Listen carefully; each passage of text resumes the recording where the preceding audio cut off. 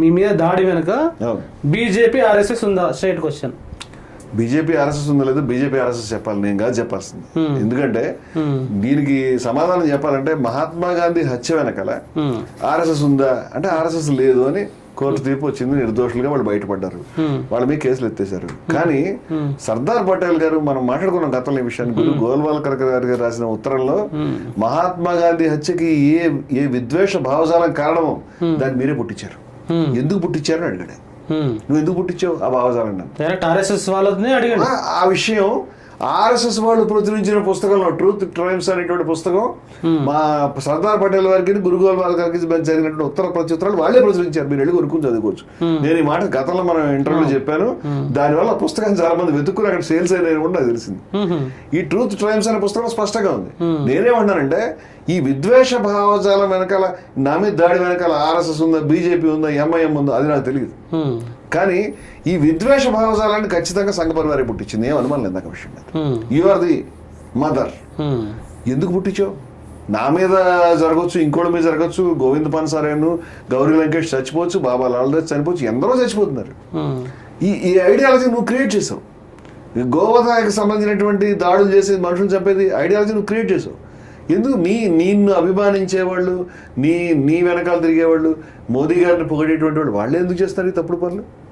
మోదీని పొగిడేటువంటి వ్యక్తే నన్ను ఎందుకు కొట్టాడు, మరొకళ్ళని ఎందుకు చంపుతున్నాడు? వాళ్ళేమి ఐఎస్ఐ వాళ్ళు కాదు. ఏమి కశ్యప్ రెడ్డి గారు ఏమైనా ఐఎస్ఐ నుంచి వచ్చాడా? ఏమైనా కాంగ్రెస్ పార్టీ నుంచి వచ్చాడా? కమ్యూనిస్టా? అర్బన్ నక్సలైటా? ఆయన దుర్మార్గం చేశాడని నీకు ప్రత్యక్షంగా అర్థమైతే నువ్వు ఎందుకు ఖండించట్లేదు? ఖండించాలి కదా. ఇంత ప్రత్యక్షంగా విషయం జరిగినప్పుడు ఖండించాలిగా.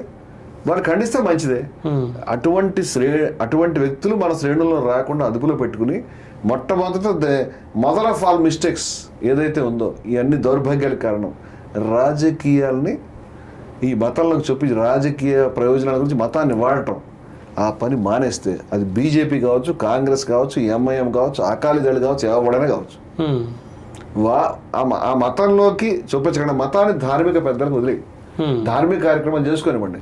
ఒక్క రాజకీయ నాయకుడు కూడా మతానికి సంబంధించిన కార్యక్రమాల్లో ఎంటర్ కావద్దు.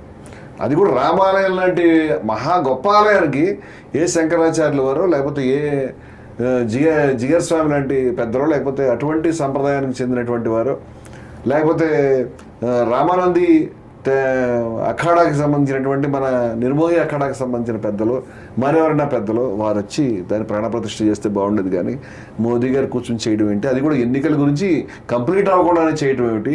ఆ గుడి తర్వాత కారణం ఏమిటి? ఆ గుడిని చేయడానికి మోదీ గారు లోపలికి వెళ్ళి చేస్తే ఎవరికి తెలియదేమో, ఓట్లు పడతాయి లేదు అనేటువంటి ఆవేశానికి లోనై ఆ పవిత్రత, ఆలయ పవిత్రత, ఆ యొక్క మూల విరాట్ పవిత్రతని పక్కన పెట్టి దాన్ని మీరు లైవ్ షూటింగ్ చేయడం ఏమిటి? భాగవత్ గారు సాంస్కృతిక సంస్థ కాదండి, మత సంస్థ కాదుగా. సాంస్కృతిక సంస్థ చెప్పుకున్నారు కానీ మత సంస్థ చెప్పారు ఎప్పుడైనా? కాకి నిక్కర్లను బెల్ట్లు బిగించుకునేటువంటి వాళ్ళు సడన్ గా ఆచార్యుల అవతారం ఎత్తి గుళ్ళోకి వెళ్ళి కూర్చోవడం ఏమిటి? ఇవన్నీ కూడా మనం చూడడం ఏమిటి? దాన్ని అంతా మేము ఈ క్రెడిట్ కొట్టేసేయాలి, ఓట్ల రూపంలో రావాలని తప్పితే దీంట్లో ఏం తాపత్రయం ఉంది? ఆ ఒక్క పని చేయకండి మహానుభావ. ఆ పని చేయకుండా ఉంటే ఇలాంటి వ్యక్తులు పుట్టుకున్నారు. లేదంటే ఇలాంటి బై ప్రొడక్ట్స్ రంగరాజన్ గారి మీద వాడు దాడి చేసినటువంటి బాలాజీ వీరరాఘవరెడ్డి వాడు ఉన్నాడు కదా, రామరాజ్యం స్థాపిస్తాన్ని. ఇలాగ బై ప్రొడక్ట్స్ కింద ఇంకా వృశ్చిక సంతానం అంటారు, తేళ్లు మొక్క పెరిగిపోతూ ఉంటారు, వాళ్ళు తేళ్లు కరుస్తూనే ఉంటాయి. మన ఈ తేళ్ల ప్రొడక్షన్ సెంటర్ ఇది, ఈ మతోన్మాద భావజాలం. ఆ ప్రొడక్షన్ సెంటర్ని దయ ఉంచి నేను ఆ భావజాలాన్ని మూసేయండి బాబు, వదిలేయండి. మీ గురు గోల్వాల్కర్ ఏం చెప్పాడు, మీరు ఆ అవర్ నేషనల్ వుడ్లో ఏం రాసుకున్నారు, ఆ బంచ్ ఆఫ్ థాట్స్లో మీ హిందూ రాష్ట్ర మీకు నమస్కారం చస్తున్నాం దేశంలో, ఇక మీరు వదిలిపెట్టండి. చాలా కాలం అధికారంలో ఉన్నారుగా, చాలానే పొందారుగా, ఇంకెందుకండి గొడవ, వదిలేస్తే మంచిది. అలాగే కాంగ్రెస్కి మిగతా పార్టీలకు కూడా చెప్తాం, మనం దయవుంచి రాజకీయాలకు వాడడం మానేసి మీ శుభ్రంగా మీ వ్యవహారం చూసుకోండి. అది తీస్తే దేశంలో ఏ సమస్య రాదు, ఎవరెవరిని కొట్టే పరిస్థితి రాదు.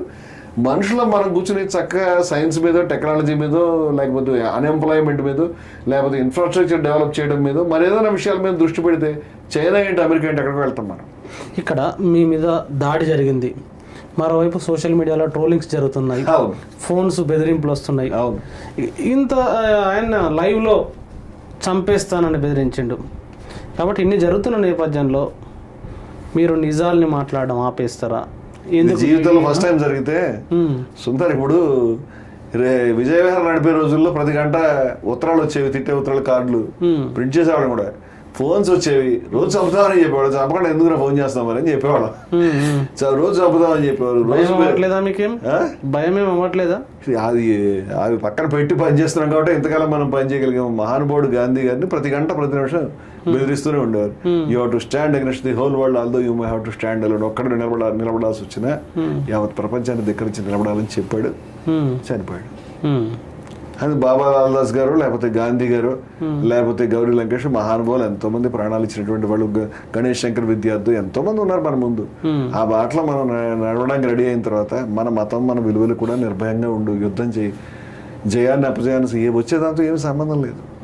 వచ్చేదాంతో సంబంధం లేకుండా నువ్వు సిద్ధ్యో సమభూత్వ, సిద్ధించేదాన్ని సిద్ధించిన దాన్ని కూడా ఒకటే రకంగా చూసుకుంటూ లాభం జయం తతో యుద్ధస్వ. ఆ విధంగా లాభం లేకపోవడానికి లాభం ఉండడాన్ని, జయం లేకపోవడానికి అపజయం రావడానికి ఒకే రకంగా చూసి తతో యుద్ధస్వ, యుద్ధం చేయి అనేటువంటి ఆదేశం ఉంది మాకు.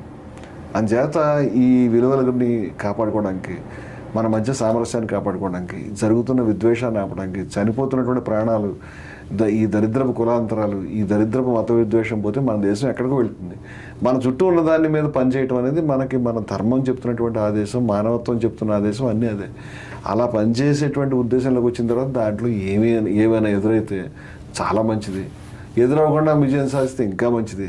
దాంతో ఏమి సంబంధం లేకుండా పనిచేయడం అనేది చేస్తాం. మీ మీద జరిగిన దాడిని T10గా సనాతన స్పెక్ట్రమ్ తరపున కూడా ఖండిస్తున్నాం. ఎందుకంటే మీరు ఈ సనాతన స్పెక్ట్రమ్, ఎందుకంటే T10 కట్టుబడినటువంటి విలువలు ఇవే కాబట్టి విలువలతో కట్టుబడి ఉన్నాం. ఎట్ ద సేమ్ టైం మీరు ఇదే సనాతన స్పెక్ట్రమ్ వేదిక మీద ఏనాడు విద్వేషం మాట్లాడలేదు. ఒక మాట యాడ్ చేస్తాను, ఇటువంటి దాడులు, ఇటువంటి తిట్లు, ఇటువంటి బెదిరింపులు మీకు కూడా ప్రతినిత్యం ఎదురవుతున్నాయి కాబట్టి మీరేం భిన్నంగా లేరు. రేపొద్దున మీకు రావచ్చు, నాకు రావచ్చు ఉపా చట్టం. మీ మీద దాడి జరగచ్చు, నా మీద దాడి జరగచ్చు. అందుచేత మనం ఒకటే బోట్లో ప్రయాణం చేస్తున్నాం. దాంట్లో భయపడడానికి ఏం లేదు. కానీ మీరు ఇన్ని సనాతన స్పెక్ట్రమ్ ఇంటర్వ్యూల్లో ఏనాడు విద్వేషాన్ని బోధించలేదు, ఎవరిని ఒక మాట తిట్టలేదు. ప్రతి ఇంటర్వ్యూ సారాంశం ప్రేమ, ప్రతి ఇంటర్వ్యూ సారాంశం కలిసి బతకండి, ప్రతి ఇంటర్వ్యూ సారాంశం విద్వేష రాహిత్యం. ప్రతి ఒక్కరు చూడండి, సనాతన స్పెక్ట్రమ్ అంటే సనాతన అంటే మనకు చెప్పిన ధర్మం బోధ అదే కదా. సనాతన స్పెక్ట్రమ్, సనాతన విలువలు అవే. ద్వేషరాహిత్యమే సనాతన విలువ. మీరు అలా చెప్పుకుంటూ వస్తున్నారు. ఇది పురాణాలు, వేదాలు, ఉపనిషత్తులు, అందులో ఉన్న సారం, ఆ సారాన్ని మొత్తం తెలుగు ప్రజలకు చాలా గొప్పగా వివరించి చెప్పారు. ఆ వివరించి చెప్పినప్పుడు ఏ ఒక్క రోజు కూడా వాణ్ణి కొట్టండి, వీణ్ణి ఇలాంటి మాటలు మాట్లాడలేదే మీరు. ప్రతిరోజు ప్రేమనే మాట్లాడినారు. మన ఇంటర్వ్యూ సారాంశం ప్రేమతో ముగిసేది. వాళ్ళు చాలా మంది చెప్పిన విషయం ఏంటంటే కొట్టు అని కూడా కాదు, చంపేయి అని కూడా చెప్పాను నేను. చంపే రెడీగా ఉన్నాను వాడికి చెప్పింది. రేపు పొద్దున్న చంపేస్తే చంపేమని చంపించుకున్నాడు కూడా అంటారేమో. రికార్డెడ్ అది. కాబట్టి మీలాంటి ఒక గొప్ప సంస్కర్త, ఎందుకంటే వీరేశలింగం గారు, లేదు రాజా రామ్మోహన్ రాయ్ గారు, ఆ తర్వాత అంతకుముందు బసవన్న గారు, తర్వాత వచ్చిన గాంధీ గారు, లేకపోతే మిగతా అంబేద్కర్ గారు ఉన్నప్పుడు మేము లేం. కానీ ఈ